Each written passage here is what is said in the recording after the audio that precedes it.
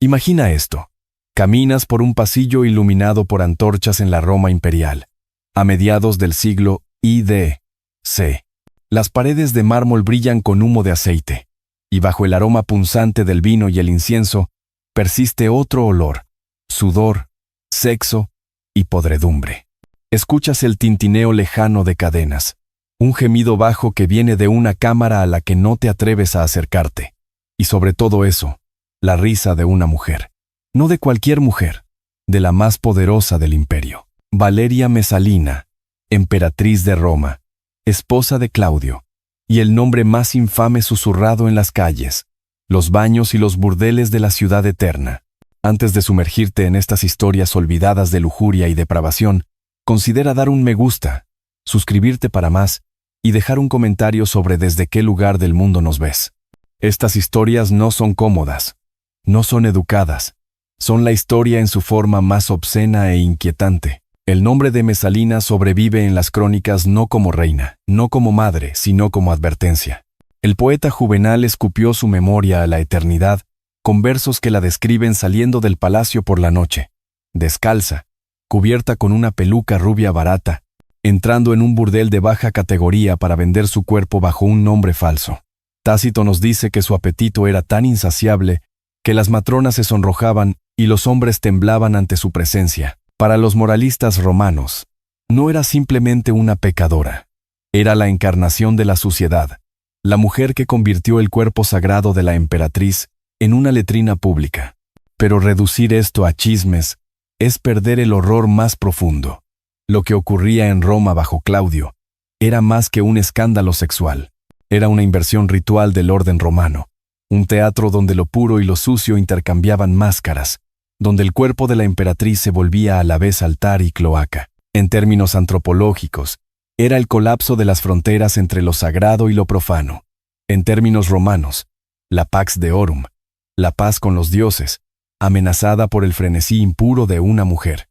Imagina uno de los burdeles donde, según las fuentes, Mesalina actuaba. Dicen que trabajaba hasta el amanecer, compitiendo con las demás prostitutas, negándose a irse hasta quedar exhausta. La habitación habría estado saturada de humo de lámparas de aceite, las paredes pintadas con frescos eróticos crudos, la ropa de cama húmeda por años de uso. Hombres de todas las clases, marineros, libertos, esclavos entraban, sin saber o sin importarles que la mujer que tocaban era la esposa del César.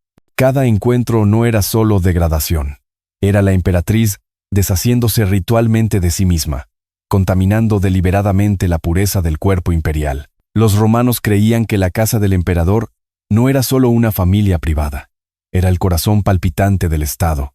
El emperador era Pontifex Maximus, sumo sacerdote de Roma, un hombre cuyo cuerpo mismo llevaba sanción divina. Su esposa debía encarnar la pudicitia, la castidad sagrada. Cuando Mesalina convirtió su cuerpo en espectáculo público, no simplemente se deshonraba, contaminaba la maquinaria sagrada de Roma, arrastrando al imperio entero al caos. Pero la depravación de Mesalina no se limitaba al burdel. Suetonio y Tácito describen un concurso que organizó contra una de las prostitutas más famosas de Roma. El reto era simple: ¿quién podía recibir más amantes en una sola noche?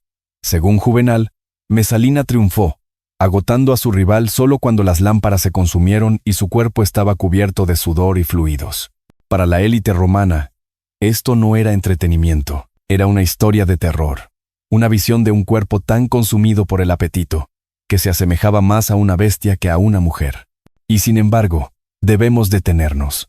¿Fue esto realmente la lujuria desbordada de una sola mujer, o el reflejo de las obsesiones de Roma misma? La cultura romana estaba saturada de sexo. Las prostitutas bordeaban el Circo Máximo. Los muros de Pompeya estaban cubiertos de grafitis eróticos, y los juegos gladiatorios estaban impregnados de insinuaciones sexuales. Los actos de Mesalina eran extremos. Sí, pero también la conclusión lógica de una sociedad donde poder, espectáculo y cuerpo estaban inextricablemente ligados. Ella fue síntoma y enfermedad a la vez. El horror se profundiza aún más. La sexualidad de Mesalina no se limitaba al anonimato del deseo. La usaba como arma, destruyendo a los hombres que rechazaban sus avances, elevando a favoritos para luego desecharlos. Los antiguos escriben sobre senadores que temblaban cuando ella fijaba su mirada en ellos, sabiendo que un rechazo podía significar la ruina, incluso la muerte. Su cuerpo era a la vez oráculo y verdugo. El episodio más escandaloso llegó en el 48 d.C., cuando Mesalina fue más allá del adulterio. Escenificó un matrimonio real mientras su marido, el emperador, aún vivía. El elegido fue Cayo Silio, el noble más apuesto de Roma. La boda se realizó con todos los rituales intactos, en público, con testigos. Para los romanos, esto no era solo adulterio. Era guerra civil representada en sexo. Al casarse con otro hombre mientras Claudio vivía, Mesalina destronaba simbólicamente al emperador, burlándose de su impotencia ante toda la ciudad. Tácito registra el horror del Senado. No quedaba más que destruir al emperador y tomar el control del Estado.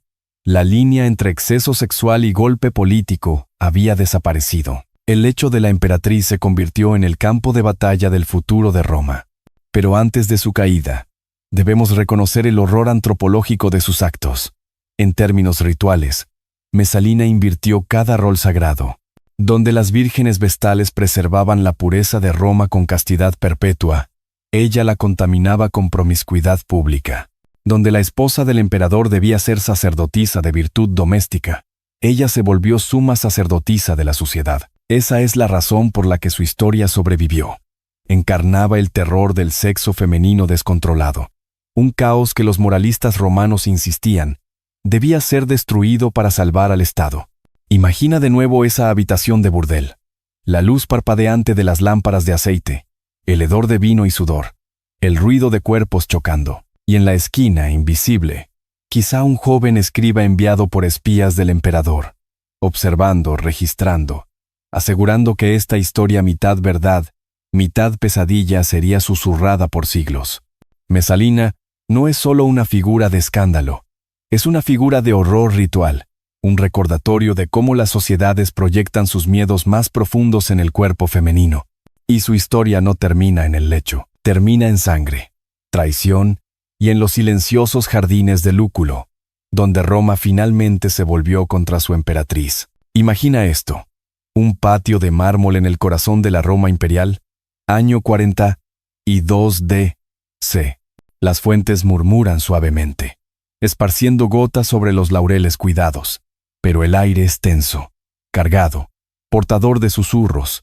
El imperio ha sobrevivido al asesinato de Calígula y a la improbable elevación de su tío Claudio, un hombre ridiculizado como tartamudo y torpe. Y sin embargo, a su lado, se alza una mujer joven cuya belleza y ambición parecen no tener límites. Valeria Mesalina, con apenas 20 años, ya emperatriz del mundo romano. Las crónicas coinciden. El linaje de Mesalina era impecable. Nacida en la antigua familia Valeria, su sangre estaba entrelazada con la de los Julios, el clan imperial. En teoría, representaba la continuidad sagrada de Roma, un recipiente viviente de tradición y estabilidad. Pero en la práctica, usaría esa posición para deshacer cada frontera que Roma consideraba sagrada. Su juventud, su belleza y su cercanía al poder la hicieron irresistible y temida al mismo tiempo. Claudio, según los historiadores, no era por naturaleza un tirano. Era un erudito torpe, un hombre burlado por su cojera y su habla, sobreviviente a Calígula gracias a ser subestimado. Fue hallado escondido detrás de una cortina por la guardia pretoriana y proclamado emperador casi por accidente. Mesalina vio allí una oportunidad. Casada con él cuando aún era un simple ciudadano, ascendió con él al trono, y con su ascenso, comenzó uno de los capítulos más grotescos de la Roma imperial. En los primeros años de su reinado, Mesalina convirtió la sexualidad en instrumento de gobierno. Los cronistas antiguos, Tácito, Casio Dión, Suetonio, aunque hostiles, coinciden en un punto: era insaciable. Pero el horror no radicaba solo en el exceso, sino en cómo transformó la intimidad en dominación. Senadores eran convocados con pretextos falsos, esposas e hijas arrastradas a su círculo, familias nobles derribadas no por la espada, sino por el lecho. Rechazarla era exponerse a una acusación de traición. Someterse era quedar marcado para la humillación o la ruina. Tácito relata un episodio revelador. Mesalina se encaprichó de Cayo Apio Silano, un noble de gran reputación. Cuando éste la rechazó, no aceptó la derrota, trató de destruirlo. Al amanecer, un chambelán obedeciendo a la emperatriz irrumpió en la habitación de Claudio y gritó que había visto en sueños a Silano intentar asesinar al emperador. Poco después, Silano fue arrastrado y ejecutado sin juicio. Mesalina había destruido a un hombre por el simple crimen de no desearla. En términos antropológicos, es la inversión de lo sagrado. El hogar imperial convertido en sala de ejecuciones, la alcoba en tribunal, donde la matrona debía encarnar la pudicitia castidad, fidelidad, pureza del domus. Mesalina se convirtió en su reflejo profano, sacerdotisa de la corrupción que usaba sexo y acusación para reorganizar la sociedad. Y la ciudad lo sabía. Los rumores corrían por el Subura, el barrio más populoso. Las prostitutas bromeaban en las tabernas, diciendo que la emperatriz les quitaba clientes. Los soldados murmuraban que el palacio era ya un burdel, que la emperatriz vendía su cuerpo por monedas como cualquiera. No importa si estas historias eran exageradas o inventadas, lo esencial es que eran creídas.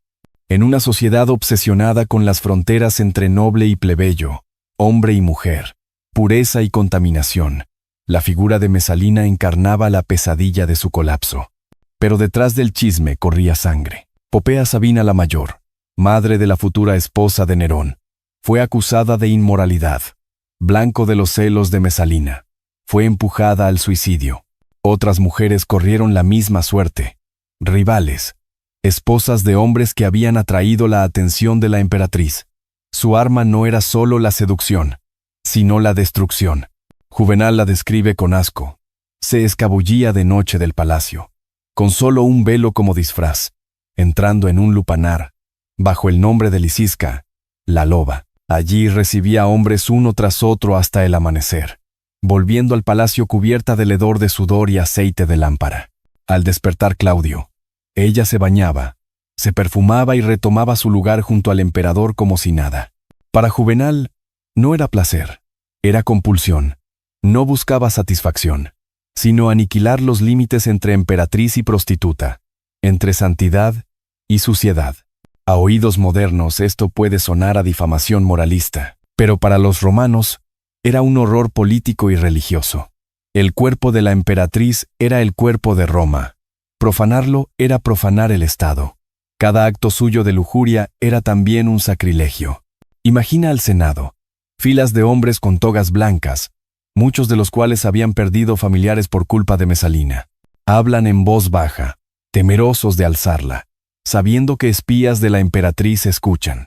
Una mirada suya podía arruinar fortunas, una acusación susurrada convocar al verdugo. Estos hombres, herederos de una república fundada en disciplina y honor, reducidos a temblar ante una joven que convertía su cuerpo en señuelo y cuchillo. Y Claudio permanecía ciego, o fingía estarlo. Las fuentes lo describen débil, ignorante o voluntariamente indiferente, refugiado en banquetes y libros en vez de enfrentar la corrupción.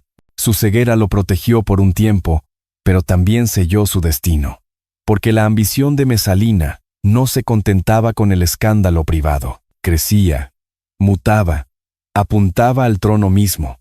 El antropólogo diría, cuando el centro sagrado se corrompe, la sociedad responde con violencia ritual. Roma no permitiría esta inversión para siempre. La emperatriz que convirtió su cuerpo en burdel se transformaría en el sacrificio necesario para limpiar al imperio. Pero antes, representaría su acto más escandaloso, la boda pública con Cayo Silio, mientras Claudio aún vivía. Ese acto sellaría su condena. Imagina esto. Roma en el otoño del año 48 d.C. El foro bulle con comerciantes, litigantes y sacerdotes que ofrecen sacrificios en los altares de los dioses. Pero bajo ese ritmo cotidiano, un rumor serpentea como humo. La emperatriz, esposa del emperador Claudio, ha tomado un nuevo marido. No en secreto, no en las sombras, sino a plena luz del día, con testigos, sacerdotes y votos rituales. La novia era Mesalina, el esposo Cayo Silio, cónsul designado, célebre por su belleza y su ambición. El acto fue tan audaz que incluso Roma, acostumbrada a escándalos, Quedó paralizada de incredulidad. Tácito lo relata con fría gravedad. Mientras Claudio estaba en Ostia, Mesalina celebró públicamente un matrimonio concilio. La ceremonia no fue un encuentro clandestino, sino una burla de la ley y la religión. La novia llevó el flameum, el velo nupcial, como si Claudio estuviera muerto. El novio la tomó como si ya fuera emperador. El rito, que debía santificar la continuidad de Roma, se transformó en un acto de traición. En términos antropológicos, este matrimonio era una inversión cósmica. En la sociedad romana, el matrimonio no era simple contrato. Era un rito religioso, un reflejo del orden universal. Casarse con otro hombre mientras el emperador vivía no era adulterio. Era regicidio simbólico, un destronamiento ritual. Mesalina había escenificado, con su cuerpo, un golpe de estado. Los testigos describen la escena con asombro y miedo. Las lámparas ardían como en un funeral. Las coronas de laurel brillaban en la penumbra. Y Mesalina reía, embriagada con su propia osadía. Algunos creían que veía a Claudio tan débil que nunca se atrevería a castigarla. Otros murmuraban que ella y Silio planeaban no solo un gesto simbólico, sino una usurpación real, gobernar como nuevos soberanos. La verdad quizá nunca se sabrá. Lo cierto es que el acto destruyó cualquier ilusión de dignidad imperial. Suetonio, siempre ávido de grotescos, insiste en que ni siquiera este matrimonio calmó su voracidad. La pinta, ardiendo de tal furor de lujuria que siempre regresaba insatisfecha. Ya fuera calumnia o hecho. La imagen era clara. Una mujer cuyo hambre devoraba no solo su cuerpo, sino el imperio entero.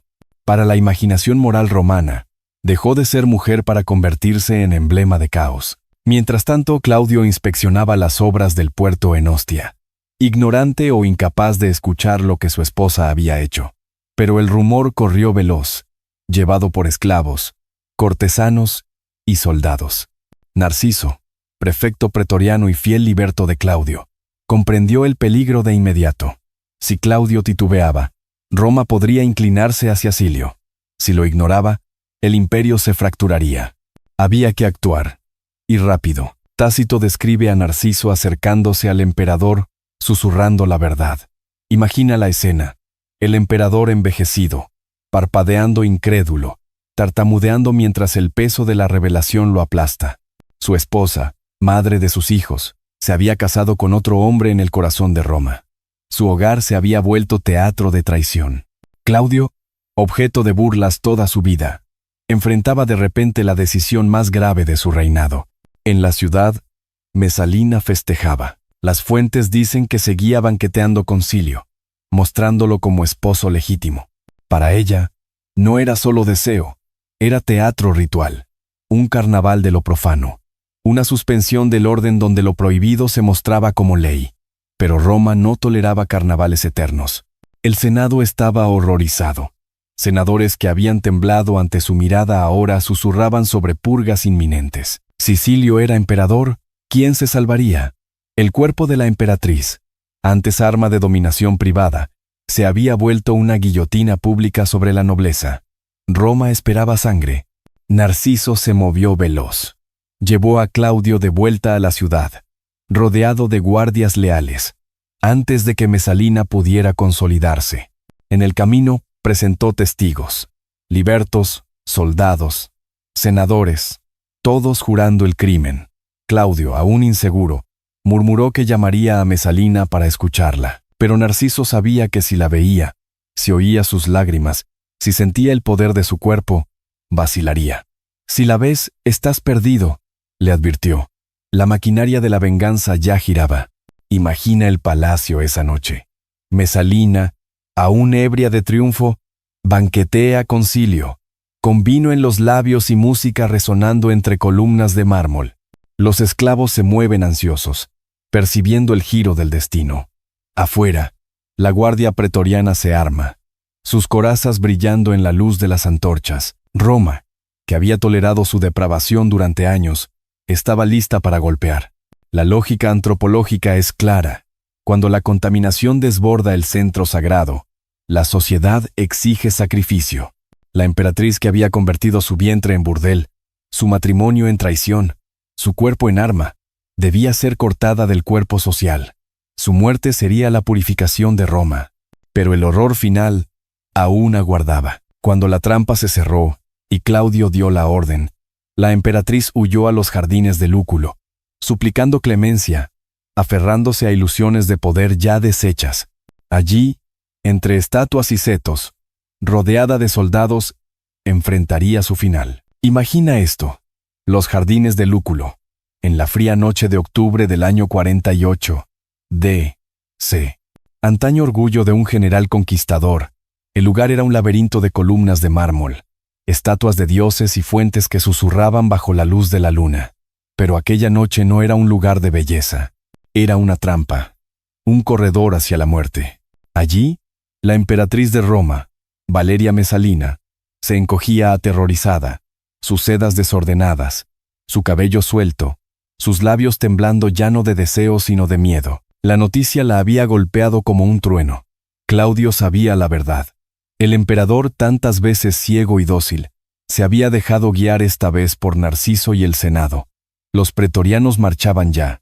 Silio, su nuevo esposo, había sido arrestado en el foro. Suplicó clemencia, ofreció confesar, pidió un juicio. No lo hubo. Fue ejecutado de inmediato. Su cadáver desechado.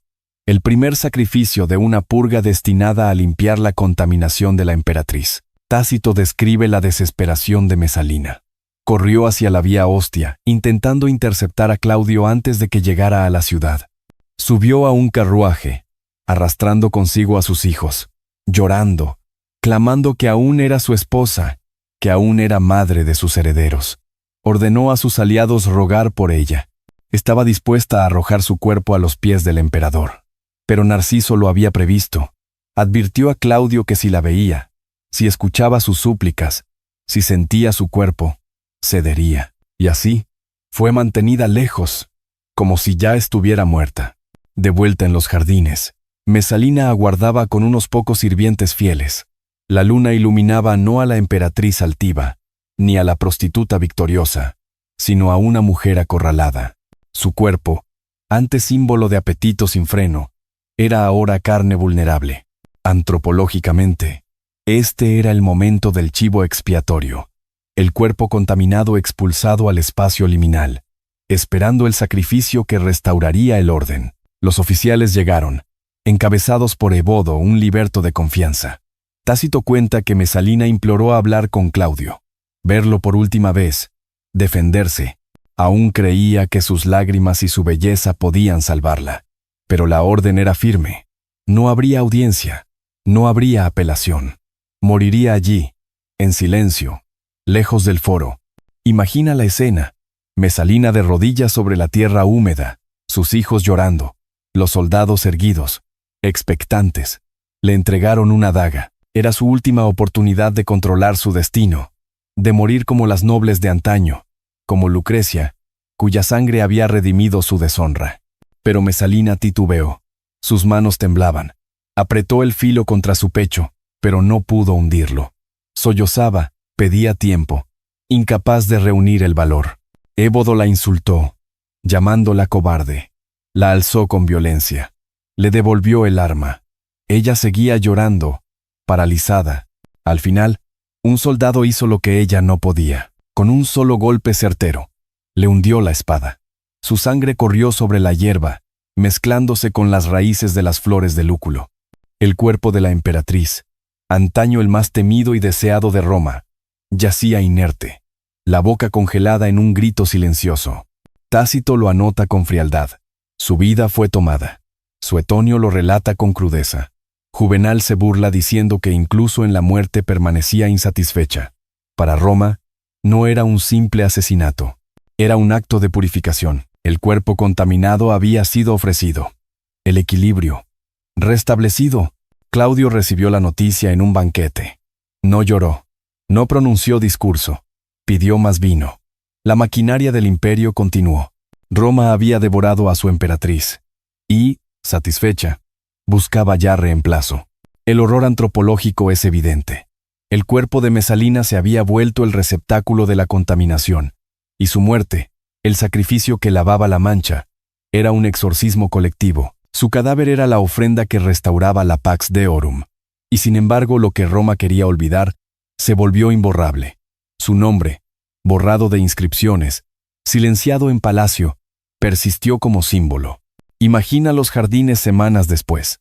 Las fuentes aún fluyen. Las estatuas de mármol siguen vigilando, pero en la hierba permanece la mancha oscura donde su sangre se filtró a la tierra.